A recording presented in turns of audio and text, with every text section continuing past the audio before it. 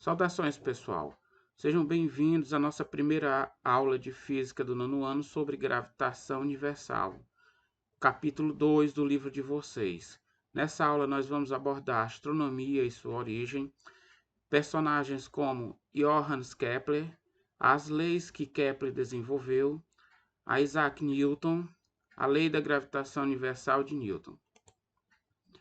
Bom, para iniciar, o que é astronomia? A astronomia é uma ciência natural multidisciplinar que busca observar e compreender os fenômenos que ocorrem fora da atmosfera terrestre, bem como a estrutura dos corpos celestes, como os planetas, as estrelas e outras estruturas cosmológicas, tais como cometas, galáxias, nebulosas e o próprio espaço em si. A palavra astronomia vem do grego astron, que significa astro, e nomos, que significa lei. A história da astronomia envolve um período de tempo tão antigo quanto a origem do homem. A astronomia é a mais antiga das ciências naturais. Descobertas arqueológicas têm fornecido evidências de observações astronômicas entre os povos pré-históricos. Desde a antiguidade, o céu vem sendo usado como mapa, calendário ou relógio. O desejo de conhecimento sempre incentivou o estudo da astronomia, seja por razões religiosas, seja para a predição de eventos. No início, a astronomia coincidiu com a criação da astrologia, representando tanto um instrumento de conhecimento quanto de poder. Só depois do advento do método científico, a ciência passou a fazer parte de uma clara, fazer uma clara separação disciplinar entre astronomia e astrologia. Desde os tempos antigos, os homens pesquisaram e aprenderam uma grande quantidade de dados sobre o universo, simplesmente observando o céu.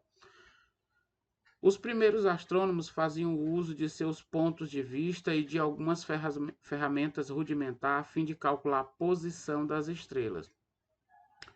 A antiga compreensão da mecânica celeste contribuiu para a criação de uma agenda ligada às estações do ano, à Lua, trazendo consequências positivas para a agricultura. O conhecimento de antemão da transição de uma estação para outra foi de fundamental para a capacidade de sobrevivência do homem antigo. Por isso, a investigação do céu sempre constituiu um importante elo entre o céu e a terra, entre Deus e o homem ou entre o homem e os deuses. Com a invenção do telescópio, o homem conseguiu cavar mais fundo na dinâmica celestial, abrindo uma janela ampla sobre o universo e suas regras. O desenvolvimento técnico, aliado à exploração do espaço, procurará expandir ainda mais o campo de investigação do conhecimento do cosmos. Muitas civilizações antigas interpretavam os astros como divindades e observaram o céu e as estrelas, buscando identificar padrões para predizer as estações do ano, bem como as melhores épocas para o plantio e colheita, elaborar calendários, ampliar os limites das navegações, definir épocas para outras atividades, como a caça, ou seja, o estudo dos astros possibilitou grandes avanços para a humanidade. Bom, vamos fazer uma breve descrição da linha astronômica até chegarmos em Newton, que criou a lei da gravitação universal. Por volta do ano 4000 a.C., os povos da Mesopotâmia, os babilônicos, utilizavam os zigurates para realizar observações astronômicas. Por volta do ano de 2500 a.C., a estrutura de pedra Stonehenge foi construída para marcar o início e o fim do solstício. Por volta do ano de 1300 a.C., os chineses iniciaram suas observações de eclipses, totalizando mais de 1700 observações ao longo de 2600 anos. Em 550 a.C., Pitágoras e seus discípulos descreveram o movimento dos astros como formas circulares. Além disso, para ele, as estrelas e planetas eram perfeitamente esféricos. Em 1400, Cláudio Ptolomeu desenvolveu o modelo geocêntrico do Sistema Solar. Nesse modelo, as órbitas planetárias são círculos chamados de epiciclos, que por sua vez movem-se em torno de outros círculos chamados deferentes. O modelo geocêntrico criado por Ptolomeu coloca a Terra no centro do sistema solar ou do universo, ou seja, é aquele modelo em que o centro do nosso sistema solar ou do universo é a Terra. Terra cêntrico que está no centro, tá? Em 1054, astrônomos chineses observaram a morte de uma estrela. A supernova foi visível a olho nu durante o dia e deu lugar à nebulosa do Caranguejo. Em 1543, Nicolau Copérnico teve seu livro Da Revolução das Estrelas Celestes publicado, lançando as bases do modelo heliocêntrico do Sistema Solar. De 1400 depois de Cristo a 1543 depois de Cristo, né? Você vê aí um período de transição por volta de 1300 anos aí, ou seja, de uma ideia para outra, levou um período de 1300 anos, pouco mais, para que isso ocorresse na comunidade científica, né? Modelo geocêntrico coloca a Terra no centro do sistema solar do universo. O modelo heliocêntrico coloca o Sol no centro do nosso sistema solar. Em 1610, Johannes Kepler desenvolveu as 3 leis do movimento planetário. Primeira lei, a lei das órbitas, a segunda lei, a lei das áreas, a terceira lei, a lei dos períodos, utilizando os dados astronômicos obtidos por Tycho Brahe.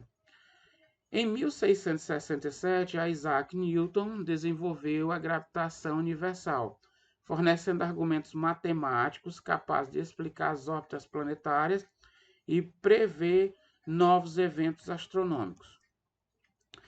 Bom, vamos falar sobre Kepler. Kepler passou para a história como legislador dos céus, por ele ter criado 3 leis mecânicas, né? 3 leis que envolvem toda a mecânica celeste. Johannes Kepler foi um astrônomo, astrólogo e matemático alemão, sendo conhecido por suas leis chamadas Leis de Kepler. Elas descrevem os movimentos dos planetas do sistema solar a partir de modelos heliocêntricos, ou seja, modelos que possuem o Sol no centro do sistema. Kepler foi uma das principais figuras do renascimento científico ao lado de Nicolau Copérnico, Galileu Galilei, Isaac Newton, René Descartes, Francis Bacon, Leonardo da Vinci, entre outros. Ainda com 5 anos de idade, viu um cometa e com 10 anos um eclipse lunar. Esses eventos foram essenciais para o transformar num dos maiores cientistas do Renascimento. A primeira lei de Kepler é a conhecida lei das órbitas. A primeira lei de Kepler descreve as órbitas dos planetas.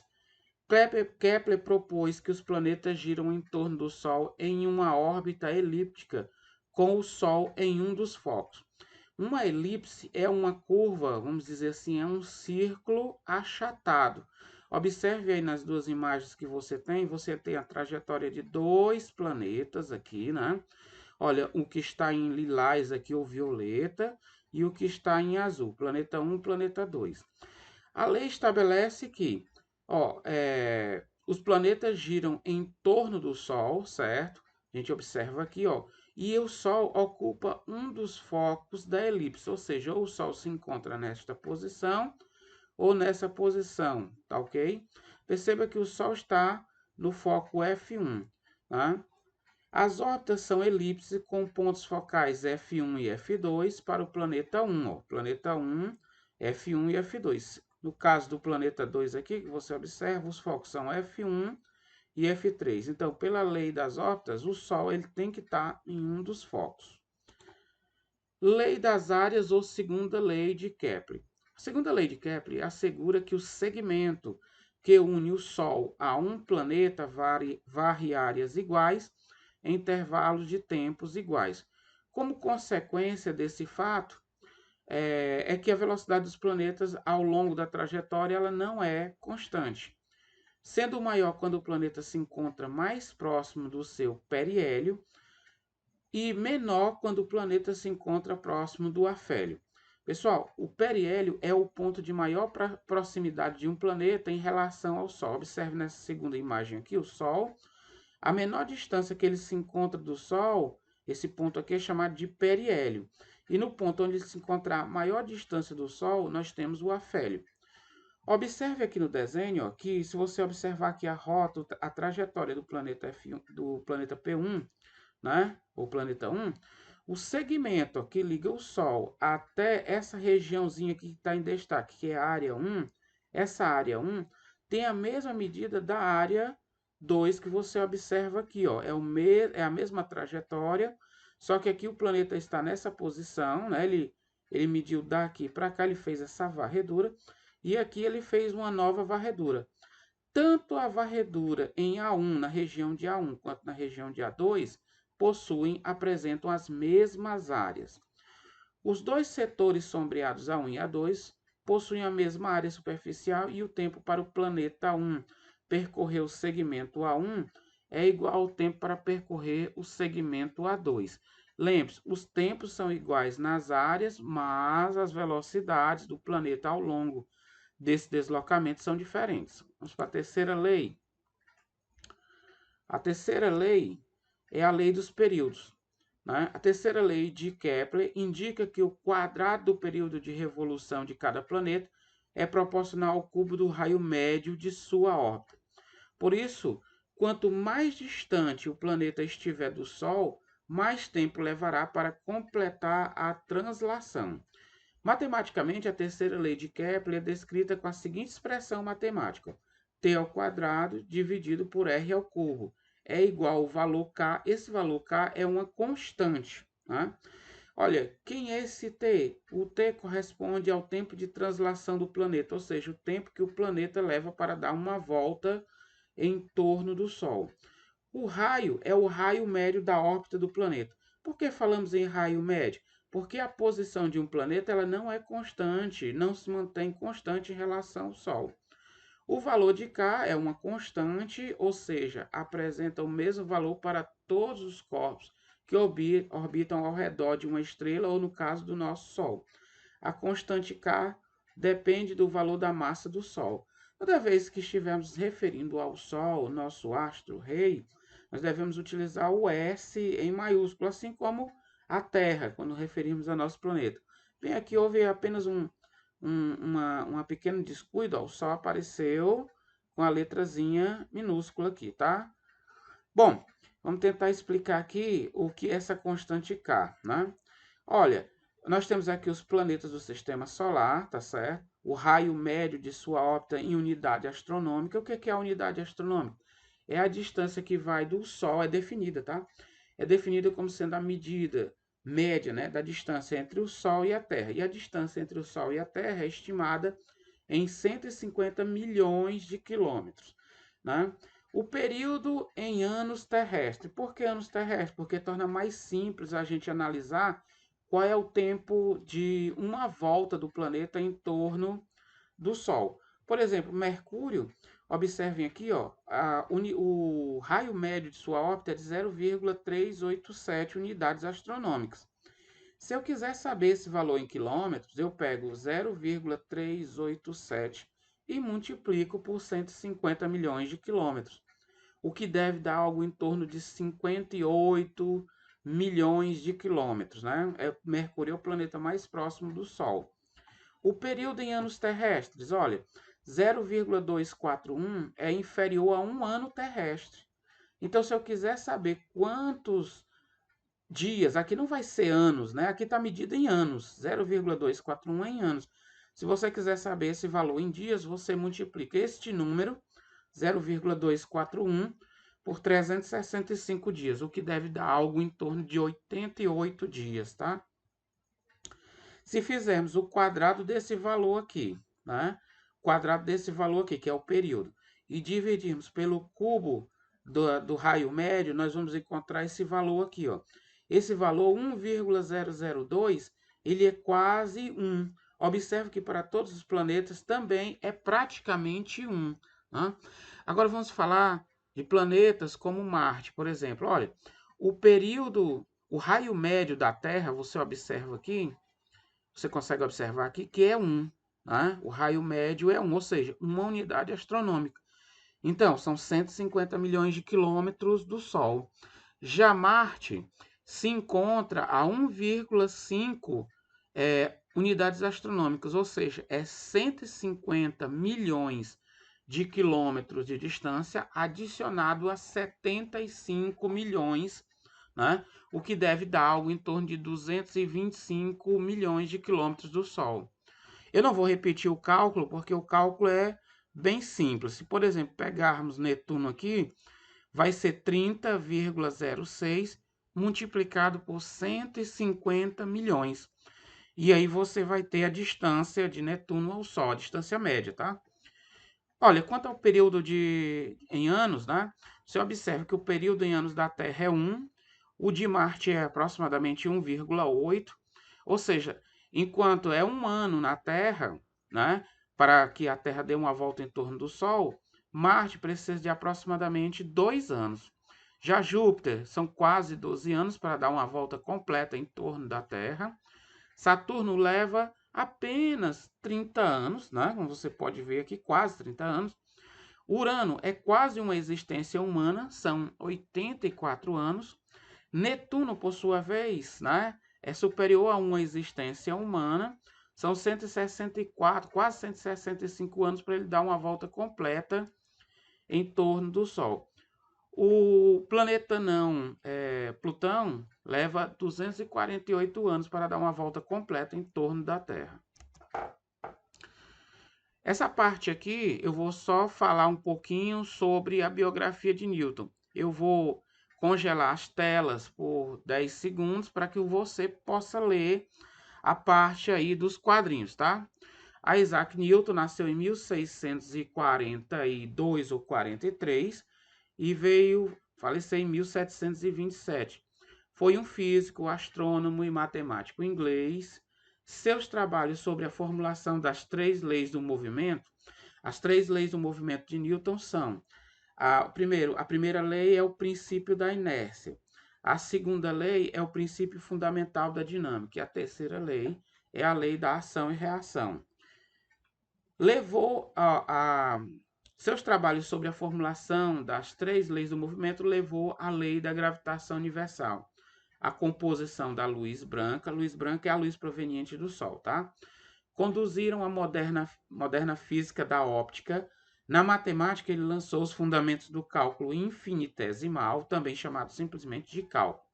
Entre 1665 e 1667, durante o tempo em que a universidade ficou fechada, em consequência de uma epidemia de peste bubônica que assolou a Inglaterra e matou 1/10 da população, Isaac Newton teve que voltar para casa. Nesse período, Newton fez as descobertas mais importantes para a ciência.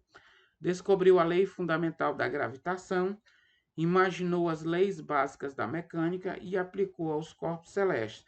Inventou os métodos de cálculo diferencial integral, além de estabelecer os alicerces de suas grandes descobertas ópticas. Por favor, leiam os quadrinhos aí. O vídeo está congelado por 10 segundos. Pause para poder ler.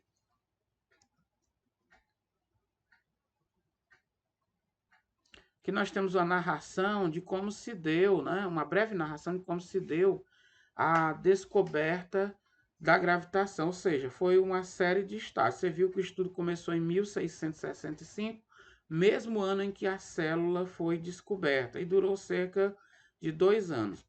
Newton, nesse período, ele inventou o que vocês vão conhecer no nível superior como cálculo, certo? Quem for do ramo da engenharia, da matemática, vai estudar o cálculo, que é a ferramenta mais poderosa que a mente humana já foi capaz de criar, tá certo?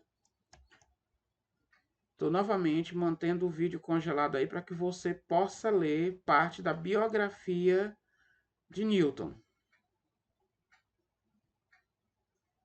Recomendo que você pause o vídeo.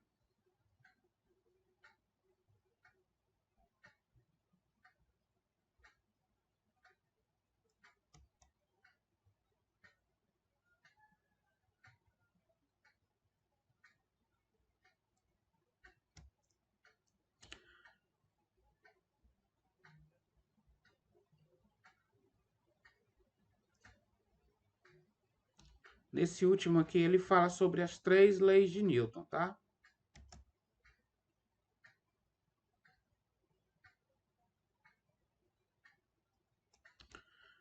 Bom, formulação matemática da lei da gravitação universal. As leis de Kepler descrevem o movimento dos planetas sem se preocupar com as suas causas, porque, na verdade, as causas do movimento são objetos de estudo da dinâmica, tá? Isaac Newton, ao estudar essas leis, identificou que a velocidade dos planetas ao longo da trajetória ela é variável em valor e direção. A velocidade ela é uma grandeza vetorial. Para explicar essa variação, ele identificou que existiam forças atuando nos planetas e no Sol, corpos diferentes em que estão atuando forças. Aí nós temos a evidência da terceira lei de Newton.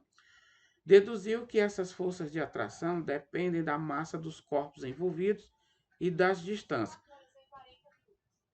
Na verdade, bastante.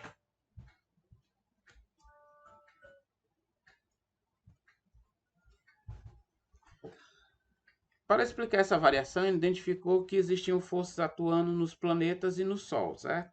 Deduziu que essas forças de atração dependem da massa dos corpos envolvidos e de suas distâncias. Chamada Lei da Gravitação Universal, sua expressão matemática é essa.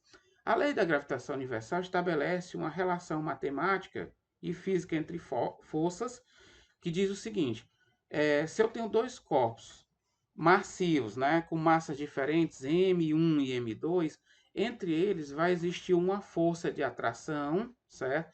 Que é proporcional à massa desses corpos, mas é inversamente proporcional ao quadrado da distância que os separa. A fórmula matemática é F de força, é igual a G vezes M vezes o M menor, dividido por D ao quadrado. Esse F é força, a força é uma grandeza vetorial medida em Newton. G é a constante da gravitação universal. O valor dela, apesar de não ter no seu livro aí, é 6,67 vezes 10 elevado a menos 11 newton metro quadrado por quilograma quadrado. Logo abaixo você vê aí. M é a massa do Sol ou de uma estrela, né? E M menor é a massa do planeta, de um cometa, de outro corpo. Né?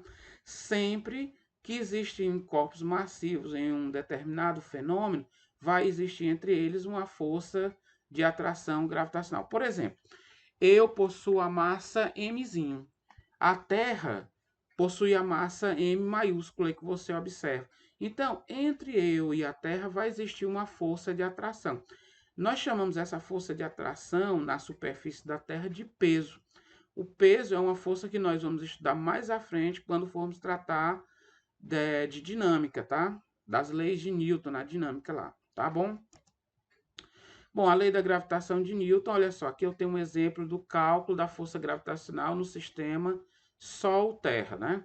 Então você tem aí, ó, força gravitacional é a constante gravitacional G vezes a massa do Sol vezes a massa da Terra dividido pela distância ao quadrado. O G vale 6,67 vezes 10 elevado a menos 11. Aqui tem 6,6, mas isso não afeta em nada o cálculo. Nós usamos muitas aproximações dentro dos cálculos na física, tá? Mas quanto melhor for essa aproximação, melhor vai ser o resultado. Olha, 2 vezes 10 elevado a 30, que você está vendo aí, é o valor da massa de um Sol. Quando a gente diz que uma estrela tem massa de 20 sóis, significa que é 20 vezes esse valor aqui, ó, que é um valor bastante expressivo. A massa de 6 vezes 10 elevado a 24 é a massa da Terra. A distância que separa o Sol da Terra, o D no caso aqui, é de 1,5 vezes 10 elevado a 11 metros. Tudo aqui tem que ser tratado em unidades do sistema internacional. Então, a força gravitacional, ó, se fizermos o produto 6,6 vezes 2 vezes 6, nós vamos encontrar 79,2. Agora, potência, ó, perceba a potência aqui 10 a menos 11, 10 elevado a 30 e 10 elevado a 24. Nós sabemos que existe o produto de potências com a mesma base. Nós repetimos a base, no caso 10, e somamos os expoentes. 30 mais 24 aqui vai ser 54. 54 menos 11, 43. 1,5 ao quadrado resulta 2,25. 10 elevado a 11 ao quadrado, ó, potência de uma potência. Repito a base, que é o 10, multiplica os expoentes. Em outras palavras, esse número multiplica este número, que multiplica este número. Essa potência trabalha com essa potência, trabalha com essa potência. 1,5 ao quadrado resulta em 2,25. A potência ao quadrado resulta em 10 elevado a 22. Dividindo 79,2 por 2,25, nós encontramos aproximadamente 35,2. 10 elevado a 43, dividido por 10 elevado a 22, repetimos a base, subtraímos os expoentes. 43 menos 22 dá 21. Perceba que esse número não está em notação científica conveniente. Fazendo a transformação, nós temos 3,52 vezes 10 elevado a 22 newtons. Uma força muito grande, tá? Pessoal, estou deixando a agenda de vocês aí de classe. Eu quero a leitura do capítulo 2, que é o capítulo sobre gravitação universal. E para casa, né? Vocês estão em casa, resolver páginas 15 e 16. E eu quero que vocês façam um breve resumo da biografia de Johannes Kepler e Isaac Newton, certo? Todo esse material ele tem que ser entregue quando as aulas retornarem, tá ok? Então, muito agradecer a vocês, né, pelo compromisso.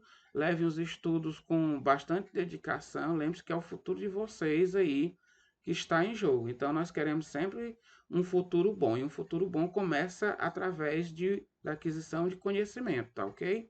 Muito obrigado por assistir.